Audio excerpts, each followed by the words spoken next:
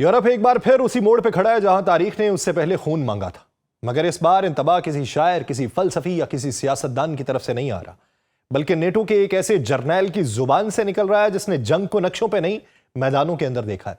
General sir Richard sheriff, NATO के साबिक deputy supreme commander, वो ये कह रहे हैं कि अगर यूरोप ने अभी होश के नाखून ना लिए तो वो जंग जिसे आज हम मफरूजा समझ रहे हैं, कल हमारे बच्चों और पोतों की हकीकत बन जाएगी। और वो सिर्फ लड़ेंगे, मरेंगे। ये कोई जज्बाती तकरीर नहीं थी, ये एक सर्द और बेरहम हकीकत की निशानदही थी। जनरल शेरिफ ने यह कहा कि अगर रूस के खिलाफ मौसर अस्करी रुकावट खड़ी ना की गई तो यूरोप और रूस के दरमियान जंग को रोका नहीं जा सकेगा। उसके अल्फाज में जंग से बचने का वाहिद रास्ता जंग की तैयारी है, और यह जुमला बज़ाहिर मुतजाद लगता है, मगर तारीख इसी तजाद की गवाह है। नेटो के मौजूदा सेक्रेटरी जनरल मार्क रूटे पहले ही यह खबरदार कर चुके हैं कि रूस आइंदा 5 सालों में नेटो के किसी रुकन मुल्क पे हमला कर सकता है। यह कोई कयास नहीं, ये उनकी इंटेलिजेंस असेसमेंट है। इस पस मंजर में जनरल शेरिफ बरतानवी वज़ीर आज़म केयर स्टार्मर से मुतालिबा कर रहे हैं कि वो कौम को सच बताएं कि जो सियासतदान अक्सर छुपा लेते हैं। वो सच ये है कि अगर आज मुअस्सर दिफाई ताकत ना बनाई गई तो कल ताबूत वापस आएंगे और बहुत से नौजवान घरों को नहीं लौट सकेंगे।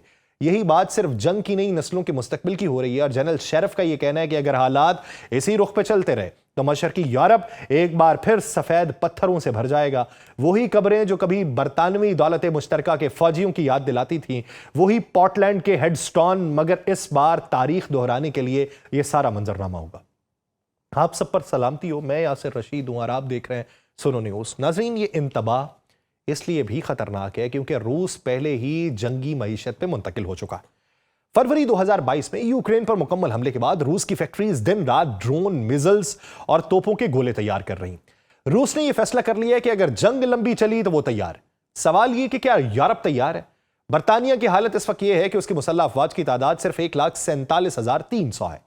जनरल शेरिफ ने इसे शर्मनाक हद तक कम करार दिया, और जनरल शेरिफ के मुताबिक अब सिर्फ फौज बढ़ाने की बात काफी नहीं है, पूरे मुआशरे को जंग के लिए तैयार करना है।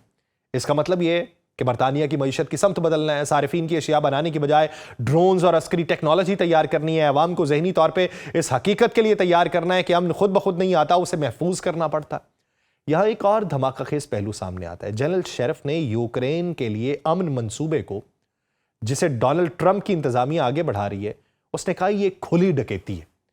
वो ट्रंप को माफिया बॉस कहने से भी नहीं झिझका। उसके नजदीक ही अमन नहीं, ताकतवर की कमजोर पर जबरदस्ती है, जिसका अंजाम मजीद जंग हो जाएगा। इसी दौरान बरतानवी फौज के साबिक सरबराह जनरल लॉर्ड डेनेट भी मैदान में आए और उन्होंने कहा कि अमन की कीमत अदा करना पड़ेगी, और वो कीमत दिफा पर कौमी पैदावार का कम अज कम 3.5% खर्च करना है।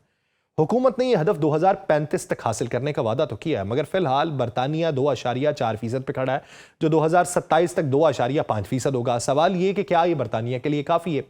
लॉर्ड डेनेट ने वजीर आजम से सीधा सवाल किया है कि वह सियासतदान है या मुदब्बर रियासत है, और उसके मुताबिक 1939 में खुशफहमी और पसपाई ने जंग को जन्म दिया था, और अगर उस वक्त चर्चिल जैसी क़यादत ना होती तो शायद यूरोप का नक्शा ही बदल चुका होता।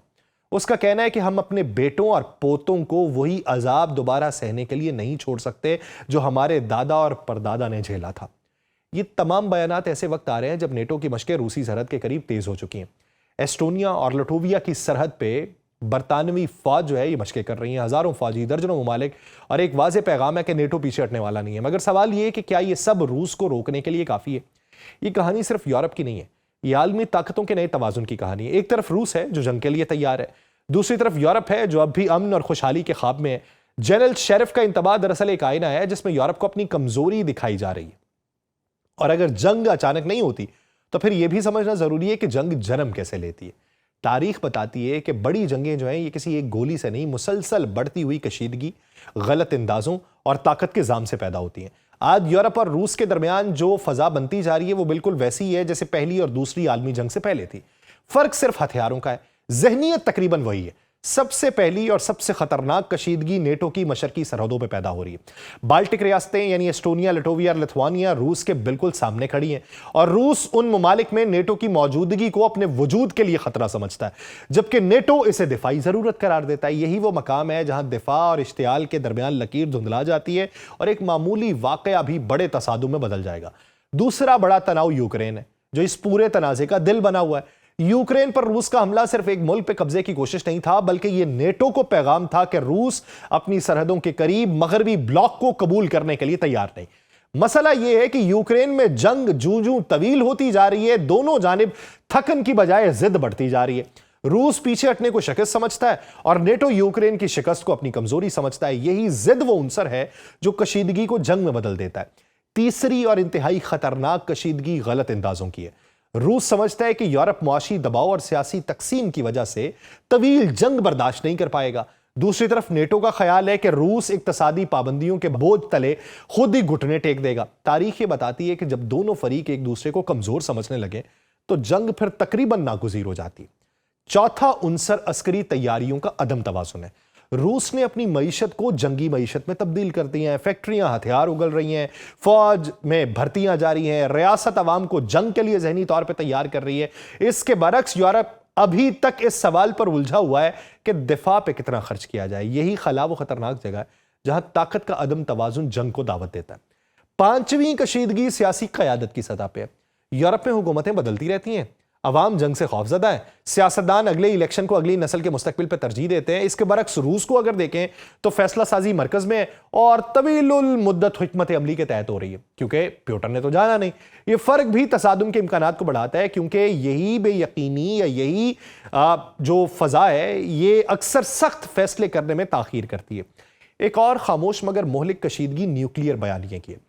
रूस बार बार अपने जौहरी हथियारों का जिक्र करता है, जबकि नेटो इसे महज धमकी करार देता है। मगर तारीख में ये पहली बार नहीं है कि जौहरी धमकियां महज अल्फाज ना रही हों। हर बार जब ये जबान इस्तेमाल होती है, खतरे की सतह एक दर्जा ऊपर चली जाती है और फिर वो उनसर आता है जिसका जिक्र कम मगर असर सबसे ज्यादा होता है, यानी हादसा। किसी सरहद पे गलत फायर, किसी ड्रोन का गलत जगह गिर जाना, किसी नेटो फौजी की हलाकत का हो जाना या किसी रूसी असासे पे गलत हमला हो जाना। ऐसे वाकयात अगर जंगों का नुक्ताए आगाज बन गए तो फिर इस मरहले पे वापसी सियासी तौर पे नामुमकिन हो जाएगी। ये तमाम कशीदगियां अलग नहीं है, बल्कि ये एक दूसरे से जुड़ी हुई हैं। यूक्रेन की जंग बाल्टिक रियासतों की खौफ को बढ़ा रही हैं, नेटो की मशकें रूस के शकूक को गहरा कर रही हैं और रूसी तैयारी यूरोप की बेचैनी को जन्म दे रही है। ये एक दायरा है जो खुद को ताकत देता जा रहा है। इसीलिए जनरल शेरिफ का इंतबा ये एक राय नहीं थी, एक तशखीस है। वो ये कहता है कि जंग इसलिए नहीं आएगी कि कोई चाहता है, बल्कि इसलिए आएगी कि कोई उसे रोकने के लिए संजीदा नहीं है। अब असल सवाल ये नहीं कि जंग होगी या नहीं, असल सवाल ये कि अगर ये कशीदगी इस रफ्तार से बढ़ती रही तो कौन सा लम्हा वो होगा जहां तारीख हमें बताएगी कि यहां से वापसी मुमकिन नहीं रही। और जब वो लम्हा आएगा तो शायद ये सवाल पूछने का वक्त भी ना बचे कि हमने पहले क्यों ना सुना। मुझे दीजिए इजाजत, अल्लाह ने के बाद।